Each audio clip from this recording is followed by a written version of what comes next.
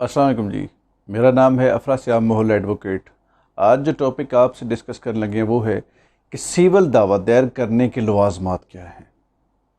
याद रखिएगा कि जब भी हम दीवानी सूट हमने फ़ाइल करना होता है तो इस सूट को दायर करने से पहले कुछ लवाजमात होते हैं। सबसे पहले तो कॉज ऑफ एक्शन का होना ज़रूरी है कि वो कौन सी वजह है जिस वजह से आप जो है केस फाइल कर रहे हैं। उसके लिए जो पार्टी होती है उससे मुतलका डॉक्यूमेंट्स जो हैं वो लिए जाते हैं। अब कौन सा सूट फाइल करना है, डॉक्यूमेंट्स भी आपके उसी हिसाब से होंगे। उसके बाद पार्टी से उसका शनाख्ती कार्ड की फ़ोटोकॉपी और वकालतनामा जो है वो साइन करवाया जाता है। उसके बाद फिर प्लेंट तैयार की जाती है। अब उस प्लेंट के अंदर जो पर्टिकुलर्स होते हैं वो क्या लिखने हैं आपने, ये आज हम तफसील से डिस्कस करेंगे। इसके लिए कुछ लॉज जो हैं वो रेलेवेंट हैं, वो मैं साथ साथ आपसे आज डिस्कस करता रहूँगा। अगर हम इंस्टीट्यूशन ऑफ सूट की बात करें तो सेक्शन 26 जो है, नई अमेंडमेंट भी उसमें आई है कि कोई भी अगर आपने सूट फाइल करना है तो वो बाय प्रेजेंटेशन ऑफ जो है वो आपने प्लेंट के ज़रिए से उसको प्रेजेंट करना है कि सूट इंस्टीट्यूट होगा प्लेंट से। यही चीज़ हमें जो है ऑर्डर 4 CPC में मिलती है कि suit shall be instituted by presentation of plaint. अब एक दावे में इकट्ठे आपने प्लेंटिफ बनाने हैं। Who may be joined as plaintiff, order 1 rule 1 deal करता है। Who may be joined as a defendant, इसको ऑर्डर 1 रूल 3 डील करता है। इस तरह मिस जॉइंडर नॉन जॉइंडर के लिए वो ऑर्डर 1 रूल 9 डील करता है। रिप्रेजेंटेटिव सूट की बात करें तो ऑर्डर 1 रूल 8 इसको डील करता है। अब पार्टी की कुछ अक़साम होती हैं। नेसेसरी पार्टी है, प्रॉपर पार्टी है और परफॉर्मा पार्टी है। इसके बाद अगर बाद में हमें ज़रूरत पड़ती है एडिशन ऑफ पार्टी की, डिलीशन ऑफ पार्टी की या ट्रांसपोजिशन ऑफ पार्टी की, तो वो भी ऑर्डर 1 डील करता है।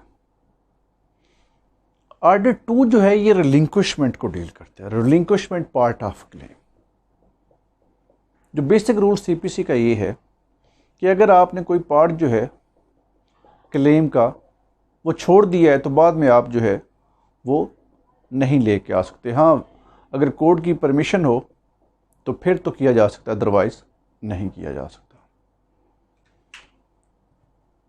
उसके बाद ऑर्डर 3 जो है ये बताता है कि एक सूट को आप जो है कैसे कंटेस्ट कर सकते हैं। बाय पर्सन जो है वो हिमसेल्फ कर सकता है, रिकग्नाइज एजेंट के ज़रिए कर सकता है,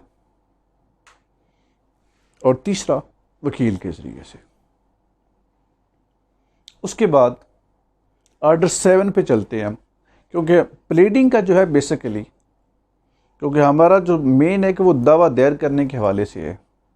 ये 6 ऑर्डर जो है ये और ऑर्डर 7 CPC जो हैं ये इकट्ठे आएंगे। सबसे पहले particulars of plaint. Particulars of plaint में काज ऑफ एक्शन का लिखना होता है, प्लेंटिफ का जो पूरा उसका एड्रेस वगैरह है वो लिखनी होती है, डिफेंडेंट का जो एड्रेस है वो लिखना होता है, कोर्ट का नाम आपने लिखना होता है। अगर प्लेंटिफ माइनर है तो वो भी आपने लिखना है कि किस नेक्स्ट फ्रेंड जो है उसका आपने जिक्र करना है, काज ऑफ एक्शन का जिक्र करना है। ये सारी चीज़ें आपने ऑर्डर 7 रूल 1 के तहत। फिर जो प्लीडिंग होगी आपकी,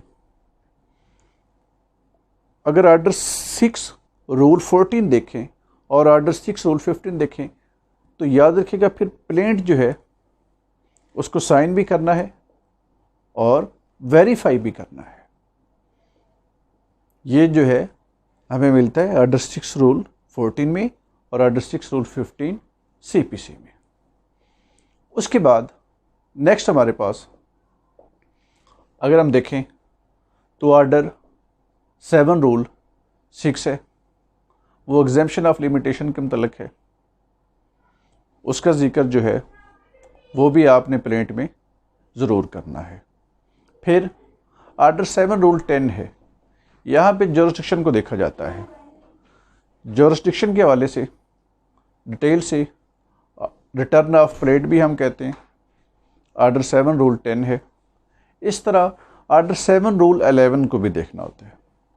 अगर जैसे काज ऑफ एक्शन नहीं है, barred by law, paper insufficient stamp, court fee के हवाले से, इन चीज़ों का जिक्र जो है वो हमें ऑर्डर 7 रूल 11 में मिलता है। अगर ये रिक्वायरमेंट ना पूरी हो तो प्लेंट जो है वो रिजेक्ट हो जाती है। अब रिजेक्शन ऑफ प्लेंट जो है, अगर हम सेक्शन 2 सब सेक्शन 2 देखें तो वहाँ पे हमें मिलता है कि अमाउंट्स टू डिक्री है। उसके बाद डॉक्यूमेंट्स का जो हवाला है उसको डील करता है ऑर्डर 7 रूल 14 CPC। फिर एड्रेस जो है उसको डील करता है ऑर्डर 7 रूल 19 CPC। इस तरह लिस्ट ऑफ लीगल रिप्रेजेंटेटिव जो है उसको डील करता है ऑर्डर 7 रूल 26। इसके बाद जो हमारा अगला मरला होगा इसमें वो है ऑर्डर 8 रूल 6 सेट ऑफ। जिस तरह प्लेंटिफ ने क्लेम किया होता है, प्लेंटिफ कहता है कि मैं जैसे 10 लाख का दावा करता है, इस तरह जो डिफेंडेंट है वो भी रिटन स्टेटमेंट के अंदर जो है वो भी एक अपना क्लेम कर सकता है। वो कह सकता है कि मैंने इससे पैसे लेने, ये सेट ऑफ है। इसके बाद दावा जो है सीनियर सिविल जज की अदालत में दायर किया जाता है। वहाँ पर अगर ऑर्डर 4 देखें तो जो एक रजिस्टर होता है वहाँ पर इंदराज भी किया जाता है। अगर सीनियर सिविल जज जो है चाहे तो खुद समाअत कर ले या किसी और जो भी सिविल जज होगा उसको जो है वो केस सौंप दे।